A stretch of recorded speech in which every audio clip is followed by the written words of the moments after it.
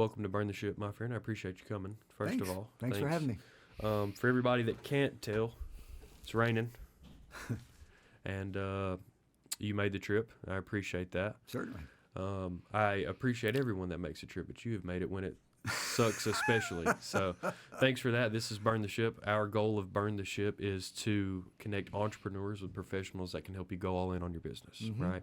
We interview entrepreneurs that have walked the walk and talked the talk and been through all the things that we experience when starting a small business, Right. in hopes that we can bottle up some of those experiences and skills and teach them to the next generation of entrepreneurs, including myself. So it's been a huge value to me. It's been a huge value to our audience to listen to people talk and tell us their stories. And we hope to get the same thing from you. So why don't you go ahead and introduce yourself, my friend? My name is Dave Sansom.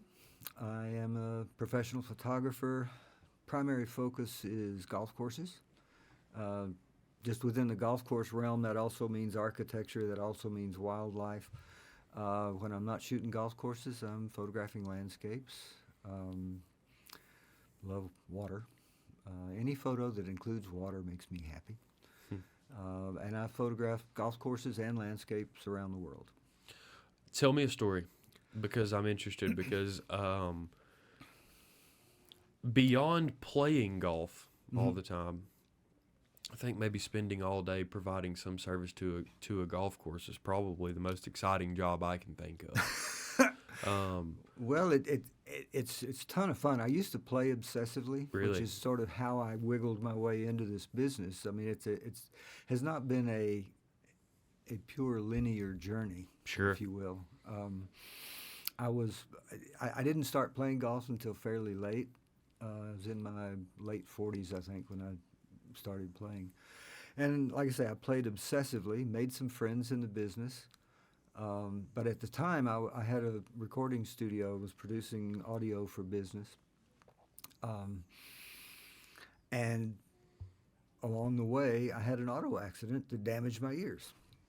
And how this relates to my photography business is probably a little obtuse at the moment, but damaged my ears, had to figure out what to do next because I didn't trust my ears in the studio anymore. So I wandered through the self-employment wilderness for a while, designed some websites, did a variety of things, and then a good friend of mine who was a golf rep, one of his products was Golf Buddy. It's a golf GPS company. That their claim to fame in the early days of golf GPSs was that their units had every course in the world on them. The big dog in the business would give you 3 courses, and then you'd have to buy the courses one by one. But Golf Buddy was providing them all. Their data had all come from satellite stuff from the government. And obviously, when you're photographing golf courses from a satellite, sometimes there are going to be clouds over some holes. So they needed to fill in some blanks with some ground surveying. My friend got me hooked up with them, and I spent about 6 months wandering from South Carolina to Texas mapping courses for Golf Buddy. And for some reason, no reason I can really think of, I would take a camera along. I was not a photographer, but I took a camera along anyway, and this was before these things. I borrowed a Nikon D90 from my brother-in-law, and I was just snapping some shots. I'd bring them back and show them to my friend Tom Brown. And Tom would say, "Dave, that's not bad. Take some more." And so I'd take it with me, and I'd go out all enthusiastic about this stuff I was doing. I'd map courses, I'd take some shots, and that winter, it snowed in Atlanta. I can't remember. I think this may be 2006. It snowed in Atlanta, and I called up Tom. He was a member at Atlanta Country Club, and I said, "Tom, meet me over at the club. I want to walk around and see what the golf course looks like in the snow." So he met me at the club, and we went walking, and I got some shots of their signature hole, the 13th, par 3, beautiful par 3. And I took it home, and I edited it, and I got a big print made of it, framed it, and took it to Tom and said, "Tom, take this to the pro shop and see what they think." He took it to the pro shop, and they hung it on the wall and sold it. He said, "Can we have another, please?" I said, "Of course." They sold that one. And that went on. They sold several during the course of that winter. And in the spring, they said, "Dave, we'd like for you to photograph the whole course." And I'm going, "Great.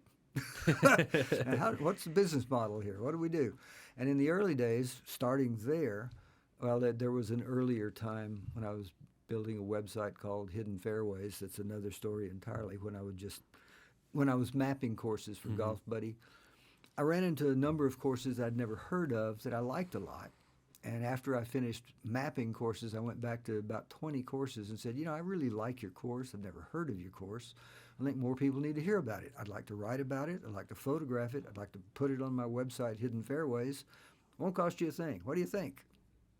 Everybody liked that idea. Oh, yeah. I bet. So the website went up, and I had these courses. I'd photographed, in a manner of speaking, 20 golf courses. And so then that brings us back to Atlanta Country Club in the winter and them selling my courses and having me come out and shoot their courses. I'd never sold anything until they sold the print painting. a few Yeah, times. and so I said, okay, here's the deal. I'm not going to charge you to shoot your course, but if you like what I do, just tell me you'll buy it. And they said, sure. So that model was in place for maybe 2 or 3 years, where I would approach a course, or my friend Tom Brown introduced me to some courses. He introduced me to some wonderful courses because he was a legendary golf rep. He's retired now, but everybody in the Southeast knew TB. And he got me on Idle Hour, which is a classic old course in Macon, over 100 years old. He got me on the Ledges over in Athens, Alabama, which is stunning course. And I mean, courses that are way beyond what I should have been shooting. For sure. But I went on in those cases and in others, if you'll let me shoot your course. Oh, the River Club just up in Sewanee here. If you'll let me shoot your course and say that you'll buy anything you like, I'll do it. And everybody bought. So that there was something. I had a knack, apparently. I didn't understand the business model. I didn't understand really how to build a business around that concept, but I liked it.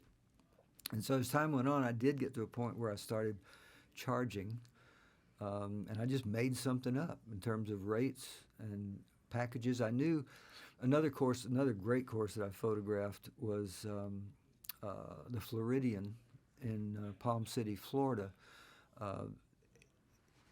It was originally Wayne Huizinga developed it and owned it, and then he sold it to a man named Jim. Shoot, the guy that owned at that time anyway, the Houston Astros. Oh, wow. I can't remember what his name was, but he bought it from Wayne Huizinga. And then he brought in Tom Fazio to do a renovation. They had some photography done by a photographer, a well-known photographer, and they hired a new GM who had been the GM at the River Club when I photographed it, and a man named Chris Connor. Chris called me up and said, Dave, I want you to come down here and photograph the Floridian. We had some photographs done, but they're good for the yardage book and stuff like that. But I'd like for you to come down here and do what you do. I thought, super, this is good. I'll do that. So I went down and shot that course because somebody actually liked my photography and hired me to do it. And I thought, this is getting better all the time. and things just developed. I shot a few courses and over a period of a few years. My wife, we had 2 boys that were of college age. And while they were of college age, we were looking for ways to generate income. My wife was incredibly supportive while I was getting this nonsense going because I was just doing it. I burned the ship before I had any idea I could swim. And she was incredibly supportive. And I was generating some income, and I was paying as much toward what we needed to live as I could, but she was carrying the load, really. And she decided that she retired from teaching, had a great retirement for this state teacher situation, but she was doing some consulting work with the International Baccalaureate, and through that ended up getting a gig working with a school system in Utah. Wow. And so we decided, okay, we'll just do this. And we maintained the house here, and I stayed here. She went out there, and I'd be there about a third of the time. I'd be here about a third of the time, and I traveled about a third of the time. The first time I was out there, we were driving through the mountains and up in the Wasatch, which Oh man, I love the Wasatch. Mhm. But we Jay drove. actually was just there. Oh yeah. He just was there. He started in Telluride, Uh huh. and then he went west, Mm-hmm. and then he ended up a little south of that in Moab. Oh yeah. Oh, Um, fabulous part. on those four wheel trails. Oh Yeah, yeah. he Gorgeous. was just gorgeous. there. I mean, literally last week. Yeah, I love Utah.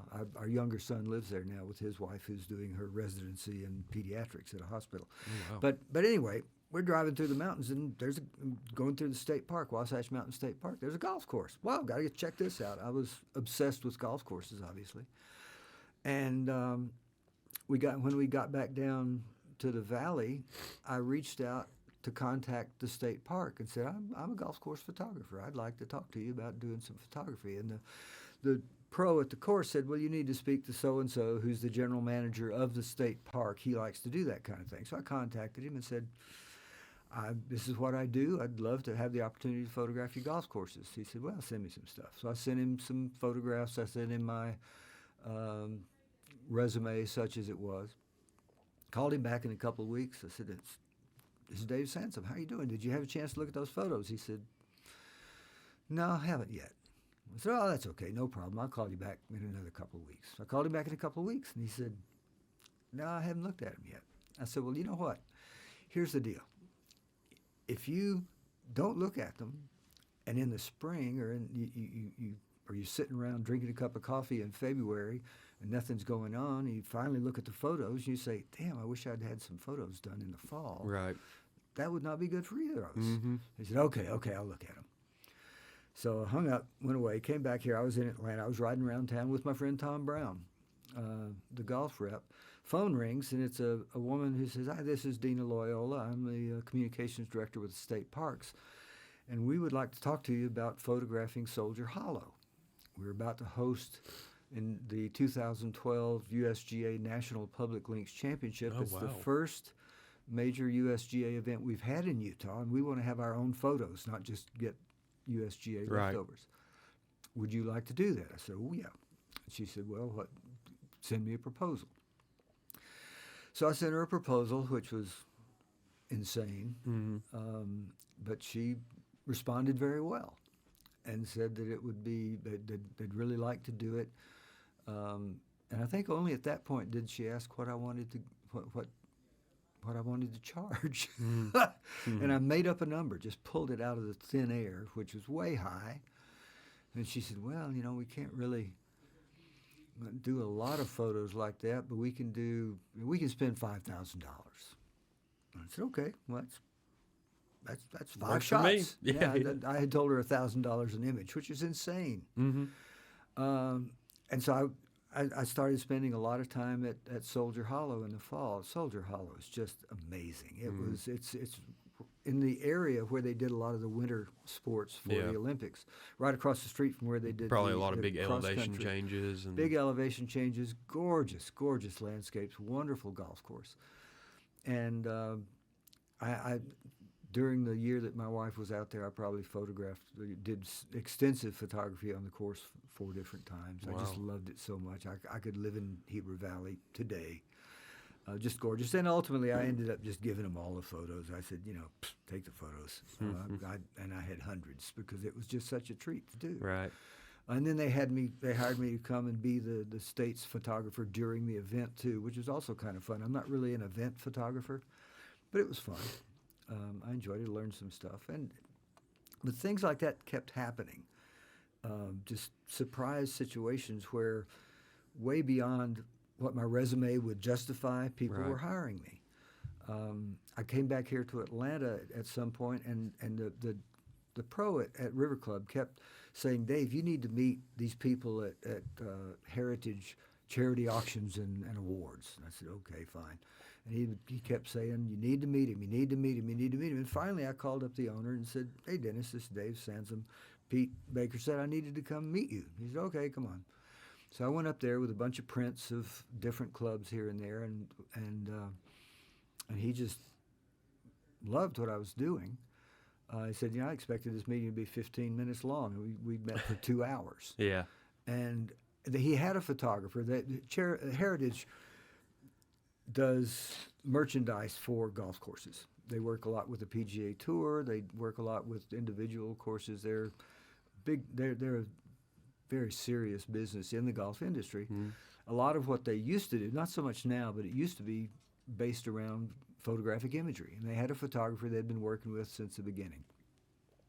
And I was fine with that. I had no problem. I didn't have any expectations anyway. Right. But within about a year, the owner's sons, who were set to take over the company within the next couple of years, went to him and said, "You know what? We like Dave's photography better than this other guy." And so they fired the guy that they had been using for years. And according to the president of the company, I lost a friend, Dave. Yeah. And they hired me, and it was a great deal for them because basically I would shoot a course that they had a business arrangement with for free, and then I would get a piece of everything they sold. Wow. So I ended up over the course of the first year discovering that I was spending 50% of my time photographing their properties and generating 15% of my income. Right. And I said, "Guys, this doesn't work for me anymore." Right. So I bailed on the business relationship in that regard, but we've been friends ever since. They'd still do some printing and framing for me. I love them; they're great people, but that was not a good business model. Right. So over time, I'm refining the business model, and it at this point, I have a very clearly defined tier of packages, 3 different packages. One a club can buy: a 20 image, a 30 image, a 60 image package. And these are the rates, and travel expenses are something the clubs need to cover too. And I can't be any busier. And they just keep saying yes. They keep saying, "Please." Yeah. Yeah. It's crazy. It's well, through one of the things along the road, it became evident along the way that somehow or other, for some unknowable reason, I have a knack for this kind of work. I have an eye, because when I had no real credibility, people who had a lot of experience in the business were saying, We're vouching "Ooh, we for- like that." Yeah. Situations like Heritage was doing work for the PGA Tour for the 2012, I think, Tour Championship, the playoff series. The first of the playoff series was being played at Liberty National Golf Club in New Jersey. Amazing property, just a gorgeous property. And they wanted to send me up there to photograph the course. At least that's what I thought they told me. They wanted me to go up and photograph the course. As it turns out, I was supposed to photograph 3 holes. Yeah. There were 3 holes that were changed between the first time they used Liberty National and this time. Right. And they wanted those 3 holes shot. But between Heritage and IMG, someone got confused, probably me. And so I just photographed the whole course. And I spent like 3 days there. They were setting up all the stands and everything for the event. It was nuts. They had a hurricane blow through a couple of weeks before. A ferry boat was deposited on the 10th fairway. Wow. And when I got up there, there wasn't a blade of grass out of place anywhere on the property. It was Wow. it was the most beautifully maintained golf course I've ever seen. Yeah. Just amazing. So anyway, I photographed the whole course. I edited the photos. I contacted the folks at IMG who were basically, running the thing, and they said, "Oh, send the photos to so and so at Golf Week. They do the magazine for the event." And I didn't do that. I mean, I don't just send photos to Yeah. people. I will set up a gallery online, give them a link and a password so they can go see what's there, tell me what they want, and then I'll provide the images. Because I shoot way more than what a client asks for. I'm not going to just send them photos. So I did that. I sent the link to the folks at Golf Week Custom Media. And about 2 hours later, I got a call from the sales manager or somebody. Said, "Dave, we got these photos, and we're kind of changing what we want to do for the magazine. We had photos from," and he named 4 of the kind of golf course photographers that I hoped to be like someday. He said, "We have photographs from all of them, but what we'd like to do, I think, is set those aside and use your images for the entire magazine." Wow. I said, "Oh, okay then." Yeah. And he said, we don't, our budget's not such that we can really afford a lot of, to pay you for that. But we have all of these VIP passes we can give you. And if I'd had a brain, if I had experience at that point, I could have gone online and made a bucket full of money off of VIP passes. Right. As it was, Yeah. I just gave them to friends. I mean, I was so flattered by the circumstance. They kept, the only golf course image that they kept was the cover image. Because the PGA Tour gave them the cover. Mm-hmm. But every golf course photograph in that magazine for that playoff event was mine. Wow. And I just thought, damn, Yeah. I might be onto something here. And it's just kept developing. Something happens every year that makes me go, damn. I think one of the things that happened this year, we've talked about before, is Troon Golf, between Troon Corporate and one of their subsidiaries in Florida, packaged together 2 sets of golf clubs for me to shoot in the fall. And then in that same time period, I added 2 more clubs it called.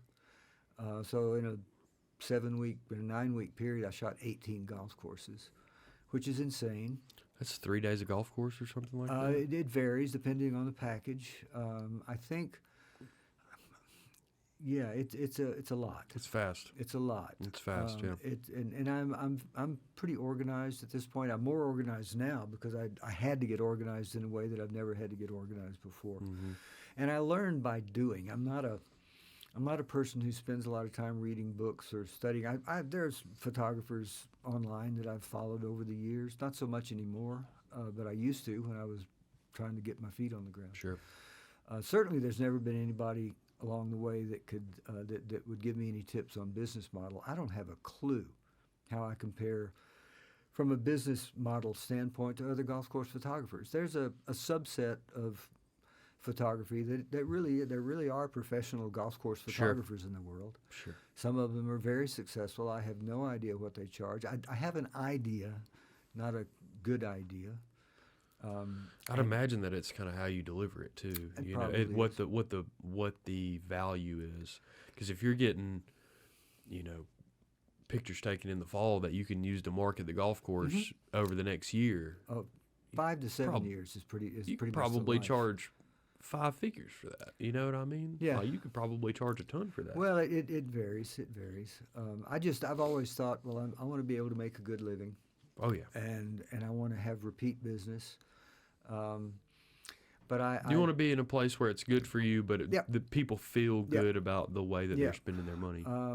And it's every time, like the thing with the event at Liberty National, that was just a validation that was beyond anything anybody could have given me.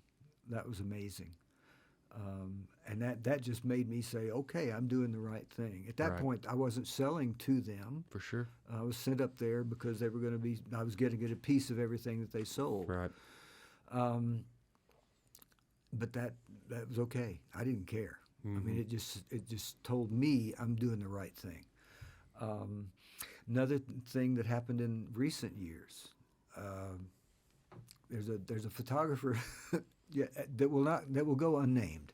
There's a very highly regarded golf course photographer, probably the most highly regarded in the world right now, who focuses primarily on drone shots. He still does a little bit of what I refer to as player perspective shooting, but his focus is drone shots. Course up in northwest Georgia called Macklemore. Mm-hmm. I had done a good bit of work. I had done work for Canyon Ridge before it was Macklemore. I had a long relationship with that club. When they got the course opened with the new Reese Jones, Bill Bergen redesign, they hired me to photograph the course. I discovered when I was there that they had also hired this other photographer to photograph the course. I thought, that's interesting. I was going to be there for 4 days, then he was going to be there for 4 days. Yeah. And now you're talking to a client with the right budget. yeah.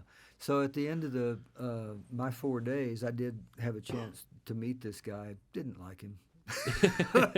It was in the middle of COVID, and we met in the parking lot. And as I walked over to his car with my hand out, he said, "I'm distancing."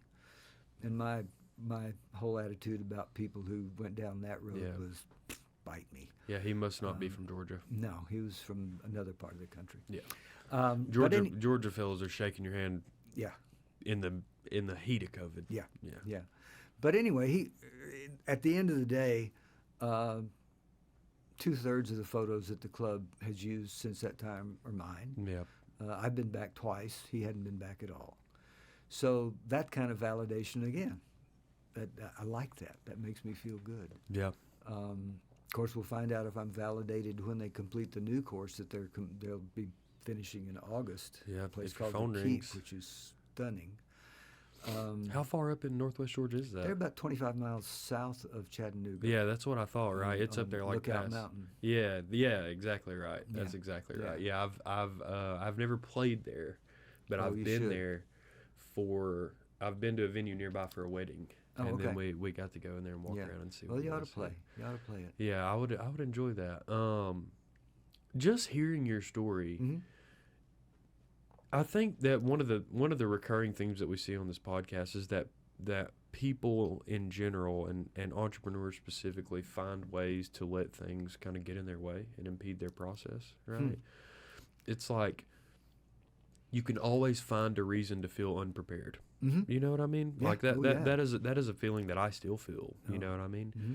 It seems like throughout your story that you have set aside the expectations for, you know, you've set aside the feelings for the people within the pro shop or people within the golf course or the people that you're communicating with, and focus solely on delivering a quality product that you can stand behind. Absolutely. Right? Absolutely. I think that that's probably, if there's something to learn here, I think that is a really good thing to put into perspective for the people that are watching.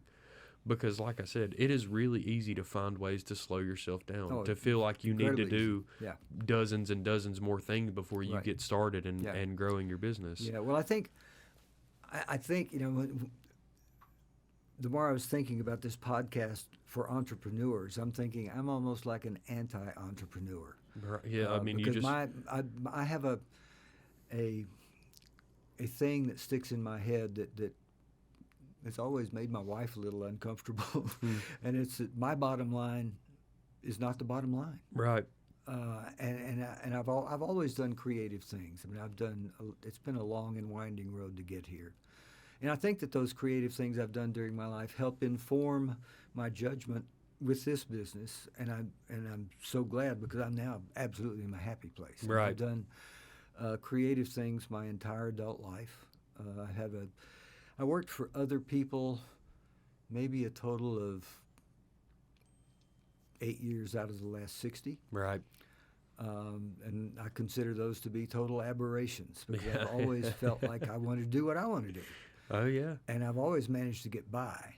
In this case, I'm succeeding beyond my wildest dreams. Yeah.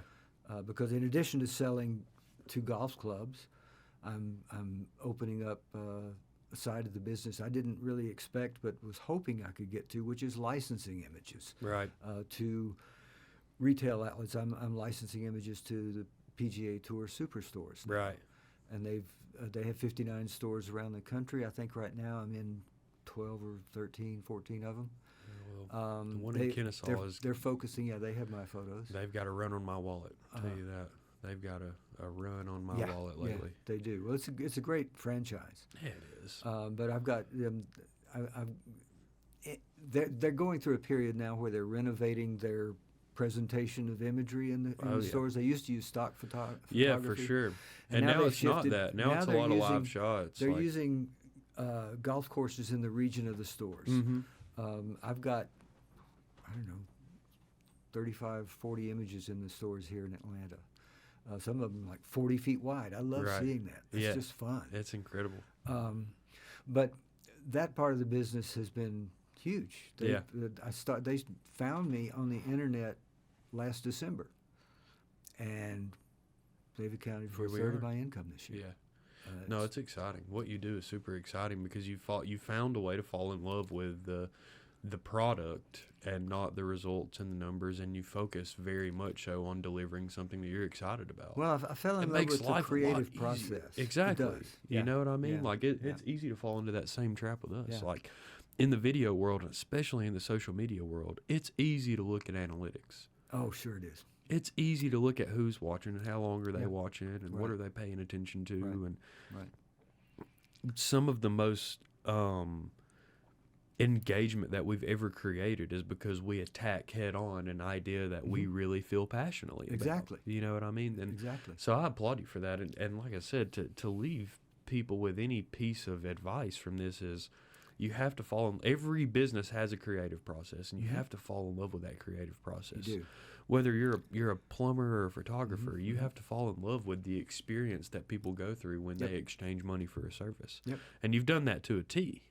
It's been good fortune. I mean, It's been a good journey, I believe. It's been a great journey because I've done other, well, early in my career, I did, in my life, not in my career, I designed and built furniture. Sold it at arts and crafts fairs and galleries, a couple of museums. Like here and custom there. furniture. Yeah, custom So you've furniture. turned wood yourself and things like Yeah, that. and I actually have a table in Georgia State Art Collection from Oh, that wow. period of my life. But I loved the lifestyle, the craftsman lifestyle, and I wasn't in love with money, never have. So I lived on fairly small amounts of money, had a great life, enjoyed it quite a lot. Did not like sucking sawdust all day. Yeah.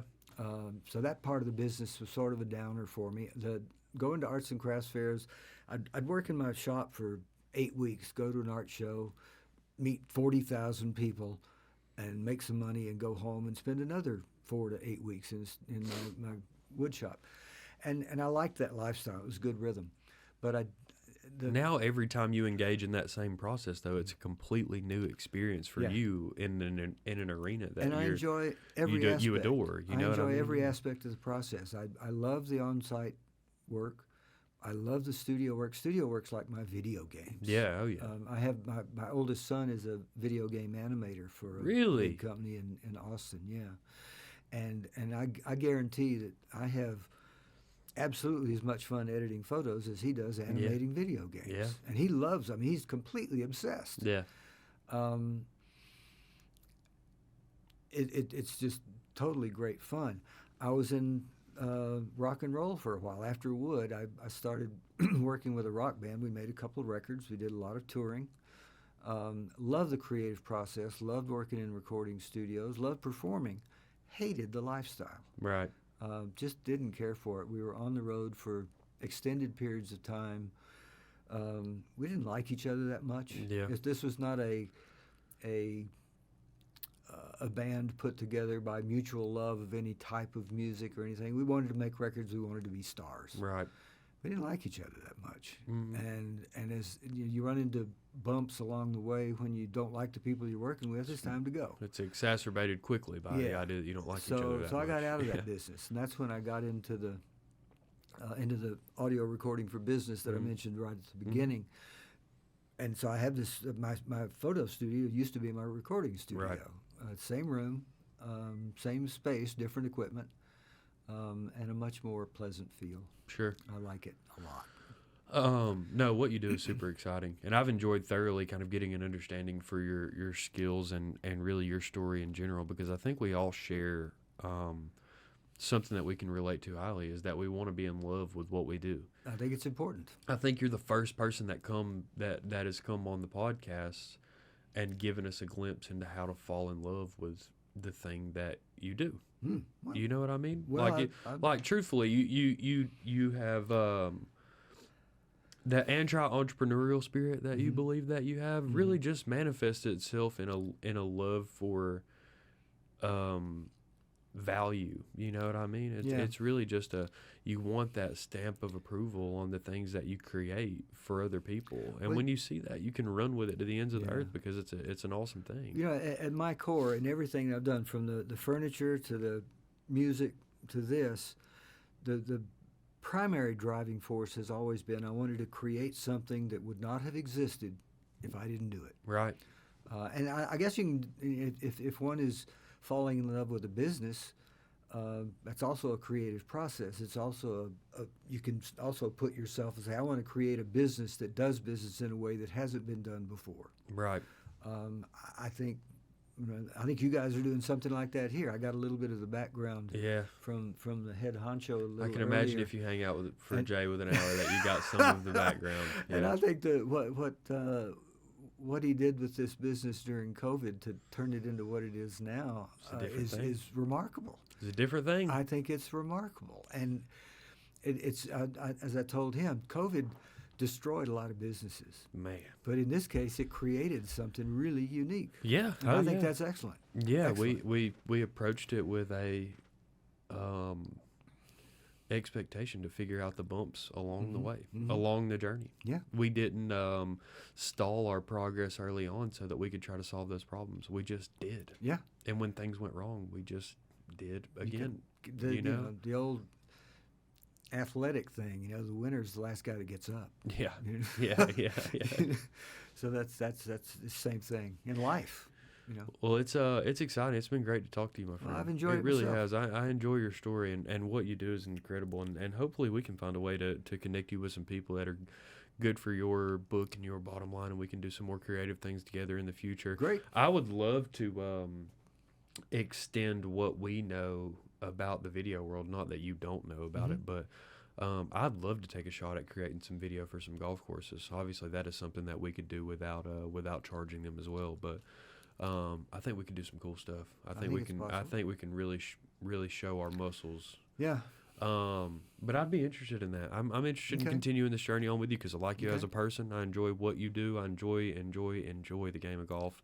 It is one of the most discipline instilling things that I believe that you can that you can take on as a hobby, is the game of golf. Well, I tell you, in my business, I get asked about video a lot. So if you're interested in doing that, I think there may be something we can work out. Oh yeah, I'd love that. We're more than capable, and that's exciting to us. Like I said, would you rather go? Well, maybe not now, but would you rather go film golf courses than sit in here and edit? Yeah, he's about to fall asleep over there. So yeah, no, I have that effect on people. no, I doubt it. I seriously doubt it. No, just let me know what that looks like. I'm Okay. excited, and I'd love to provide some more value. You know Okay. what I mean, just on your behalf. But this has been a great conversation. I appreciate It's it. been my fun. friend. I Yeah, appreciate thank the you. invite. All right, burn the ship. Yeah, we'll have to have you back. Thank you. Okay, man. Thanks.